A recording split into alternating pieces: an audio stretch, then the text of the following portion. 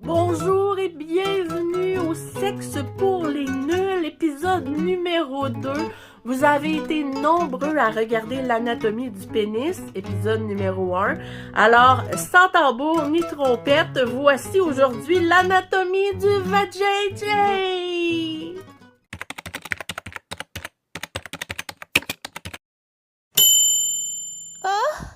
Le vagin, il est souvent comparé à une jolie fleur comme une orchidée, mais aussi parfois comparé à des genres de plantes carnivores comme dans Mario Bros.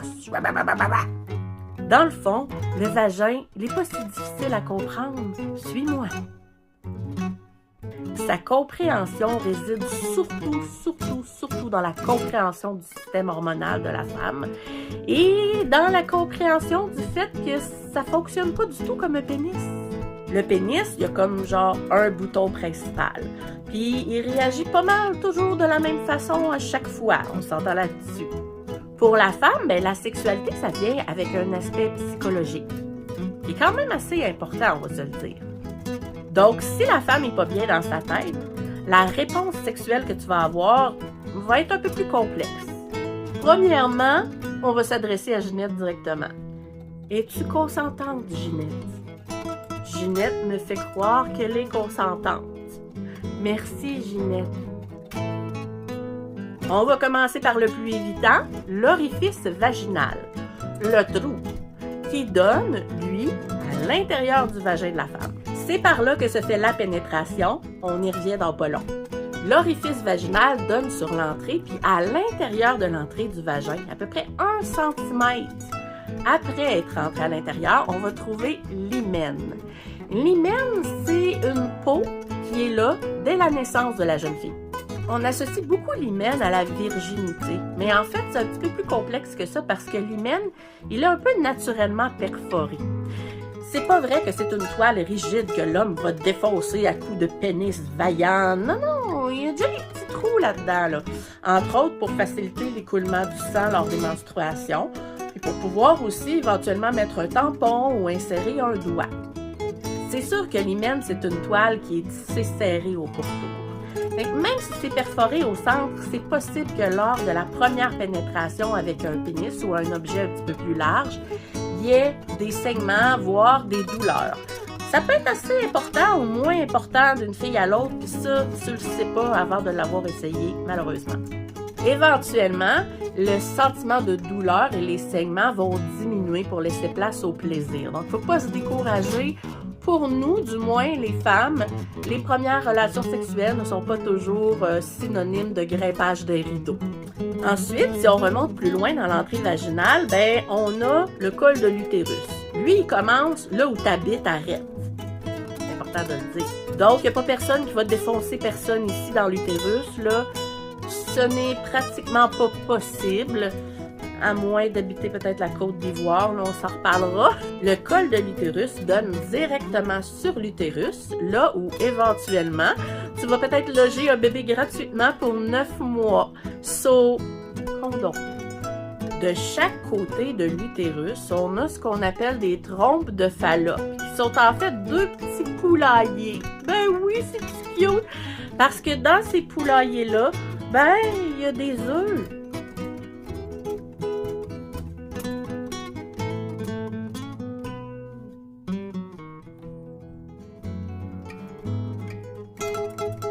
Oui, chaque mois va s'y faire des petits œufs qu'on va faire descendre dans l'utérus au moment venu de la conception.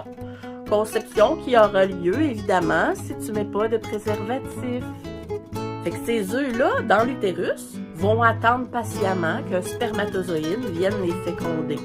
Si tu es intelligent un peu, tu auras prévenu ça, puis ils vont se revirer de bord sur un U-turn. Ces œufs-là finissent par devenir un déchet puisqu'ils n'ont pas été fécondés. Et ça va finir en sang et en douleur une fois par mois. Yay!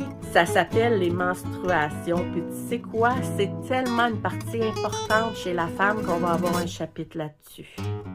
Ce chapitre-là va parler du cycle hormonal, des menstruations, des hormones, bref, tout ce qui fait qu'on pète des coches une fois par mois puis qu'on mange la crème glacée au cornichon. Maintenant qu'on a fait le tour de l'intérieur, un peu vite, mais assez pour que tu connaisses les bases, on ressort.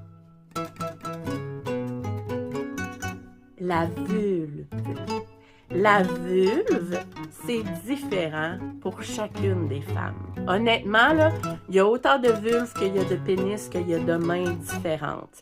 Des fois, on peut en trouver qui ont l'air un peu plus joufflus, un peu plus slack, un peu plus ouverts, un peu plus fermés, un peu plus fâchés, un peu plus contents. La vulve, elle est composée des petites et des grandes lèvres, OK? Ici, on voit les petites lèvres qui sont en fait, qui entourent l'orifice vaginal. Et on a les grandes lèvres qui se situent à être ici et qui, chez certaines filles un peu plus grassouillettes comme moi, se retrouvent à être complètement fermées par-dessus. Des fois, il y a des hommes qui vont dire « Ben, j'ai cherché pendant une demi-heure le clitoris, je ne l'ai jamais trouvé. » Des fois, il faut ouvrir les rideaux. Mais attention de comment on les ouvre, les rideaux. Ça, on va revenir dans l'acte sexuel parce que faites pas ça de même. C'est pas agréable.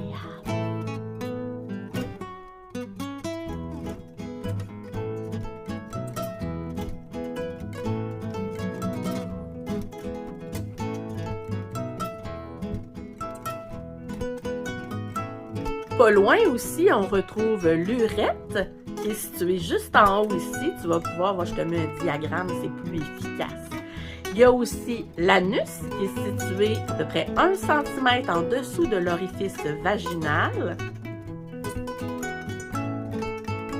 Et bien sûr, il y a la star de la journée, le clitoris. Pourquoi j'ai fait ce son-là? Alors, le clitoris, c'est probablement une des choses les plus importantes à connaître sur l'anatomie féminine. Ça va devenir ton meilleur ami. Donc, sur la photo ici, tu vois le gland du clitoris, hein, qui est en fait la version mâle du gland du pénis. Même affaire, juste en vraiment plus petit.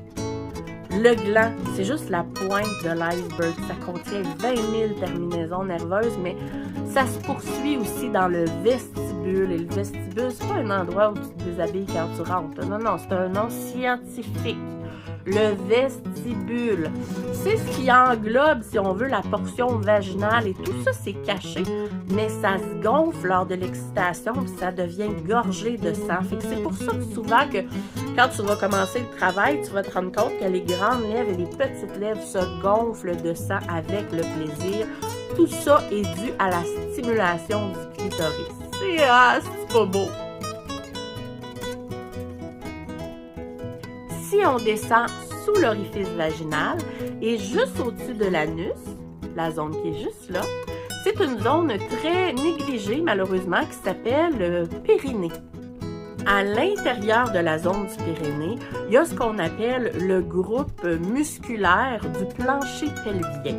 C'est le muscle qu'on resserre quand on a besoin d'arrêter le jet d'urine. Sachez que quand vous le faites, c'est votre groupe musculaire du plancher pelvien que vous stimulez, soit votre périnée. C'est important de mémoriser cet acte-là et la contraction musculaire est importante. On appelle ça des exercices Kegel. Ces exercices-là peuvent servir à plusieurs choses, mais entre autres, augmenter l'intensité des orgasmes et peut-être plus tard dans ta vie, t'empêcher de pisser quand tu ris. Genre, c'est important que tu connaisses ton corps. Ton meilleur outil, là, c'est pas ça. C'est ça. Le miroir. Avec une poignée, s'il vous plaît.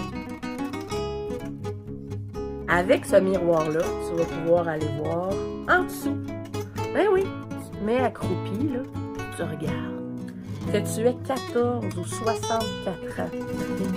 Même si tu pensais connaître ton corps, ça change continuellement. Ta façon de jouir, crois-moi, n'est pas la même à 14 qu'à 42 ans.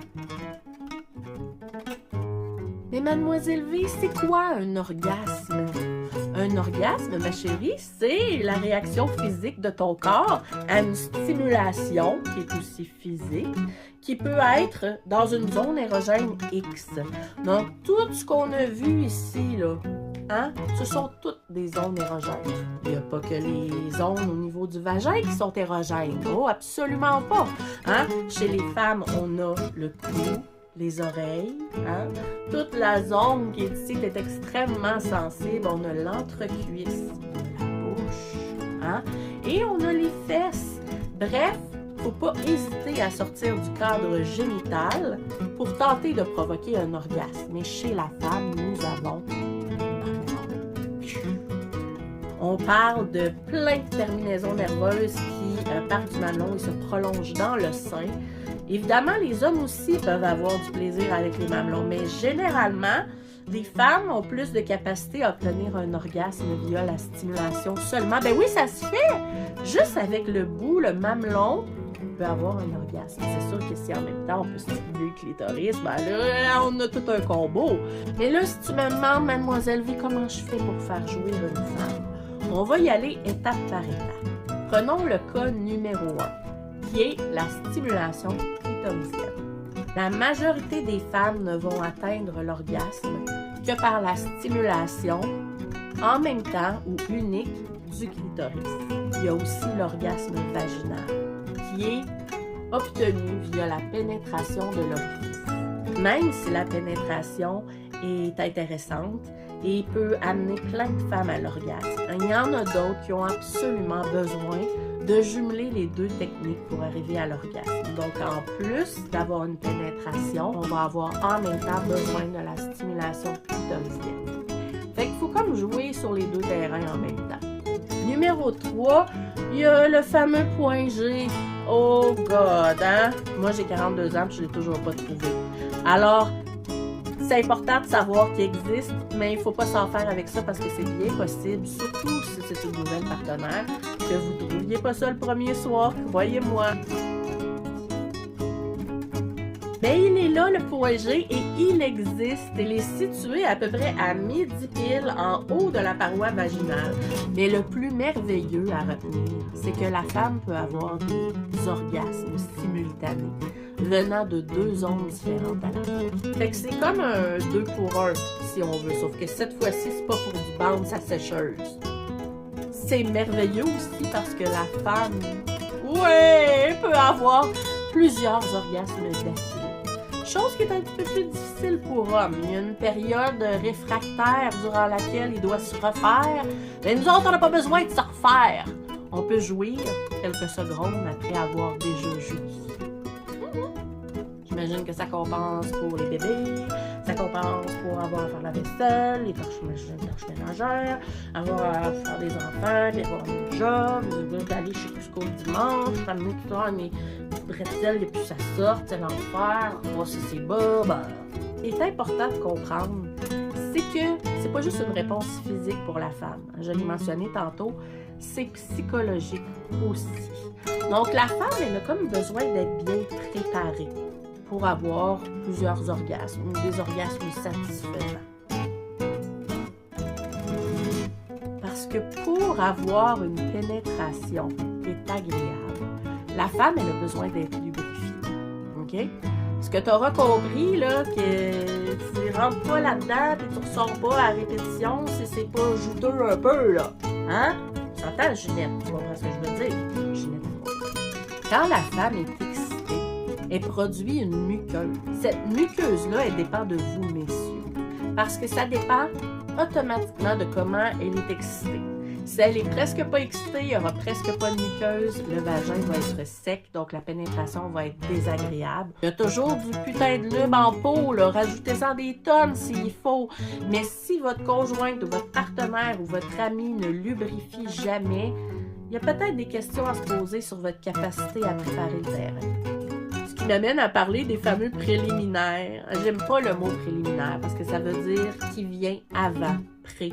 En réalité, le préliminaire, ça devrait être tout le long d'une relation sexuelle. On va y revenir, je vous en parle seulement brièvement, des bisous, des câlins, amour oral, se caresser, etc. Il y a toutes sortes de choses qu'on peut faire qui sont là pour préparer le corps de la femme. Et le vôtre aussi, bâtard, l'excitation, ça peut être graduel, on peut-tu faire monter le désir un peu? Pourquoi je danse? Je sais pas. les petits mots doux à l'oreille, hein? Les petits câlins dans le cou, les petits bisous sur les oreilles, hein? Tout ça a une raison d'être. Ça fait sécréter chez la femme un cocktail hormonal parfait. Ce cocktail hormonal-là, qui est surtout à base d'ocytocine, qui est l'hormone du bien-être et du plaisir, va vraiment jouer beaucoup sur la capacité à recevoir ta grosse bébite par la suite. Parce que c'est l'estrogène qui est responsable de la lubrification vaginale. Puis l'estrogène, ben, c'est une hormone féminine qu'on va sécréter, entre autres, quand on a l'impression d'avoir du plaisir. D'ailleurs, chez les femmes qui ont beaucoup de douleur à la pénétration, ça peut être une réponse. Il faut se poser la question.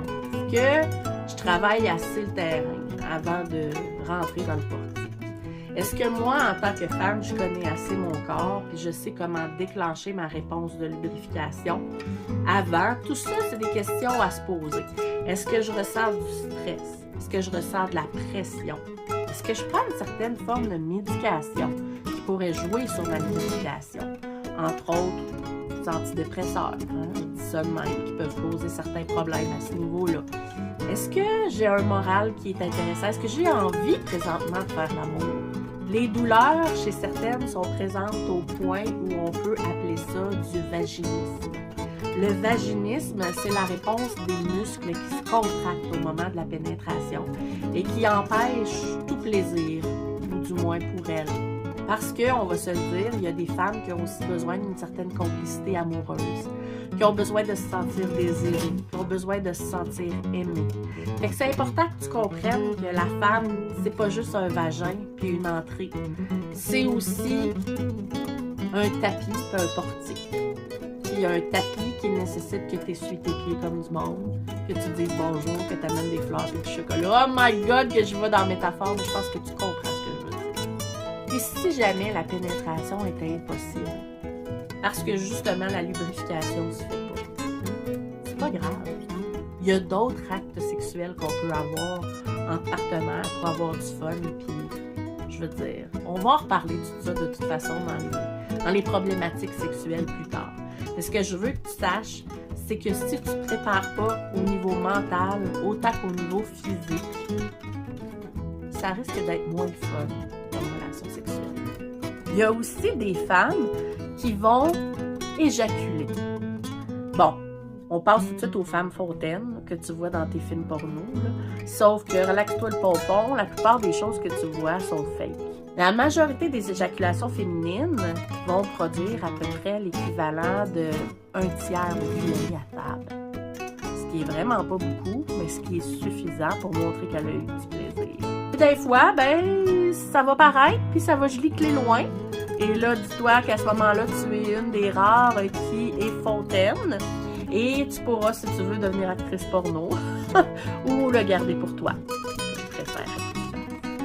C'est le fun parce que quand la femme éjacule, ben, tu sais qu'elle a joui. Alors que sinon, il n'y a pas vraiment de façon de savoir si ta partenaire a vraiment joui ou pas. Sinon, on se fie à sa réaction. Puis, ben, malheureusement, il y a encore des femmes qui fake un orgasme au lieu d'expliquer à leur partenaire comment faire. Bouh! Oh my God, mes chats sont en enfer aujourd'hui. De là, l'importance de la communication avec le sexe féminin. Qu'est-ce que tu préfères? Est-ce que tu préfères des caresses orales? Préfères-tu au niveau clitoridien? Es-tu plus vaginal? Quelles sont tes zones érogènes les plus intenses? Tout ça se demande, et on appelle ça de la communication.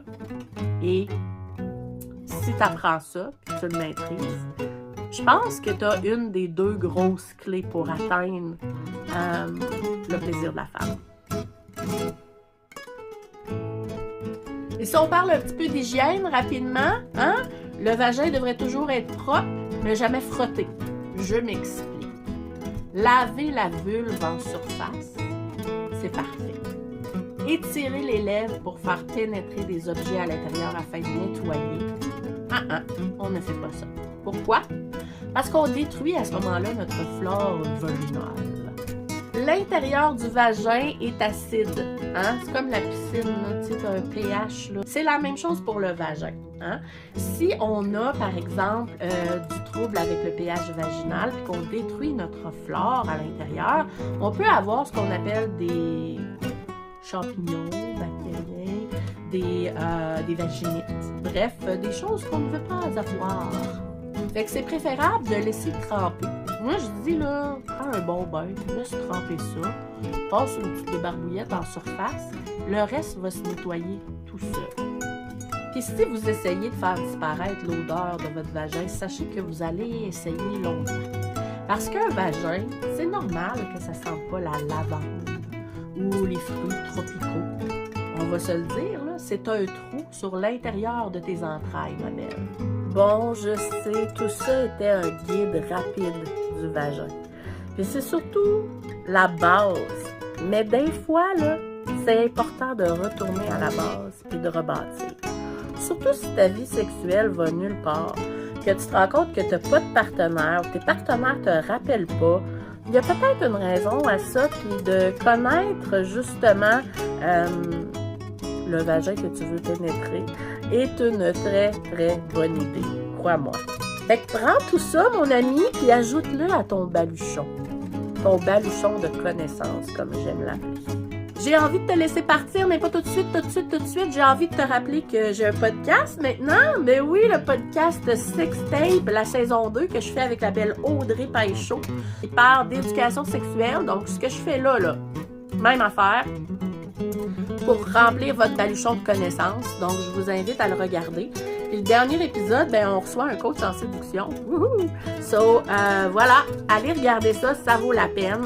C'est mon travail, c'est ma sueur et mon âme. Quand vous le regardez, c'est ma paye. So, je vous dis, je vous aime et on se voit très bientôt, mes amis. Ça s'en vient. Je travaille fort.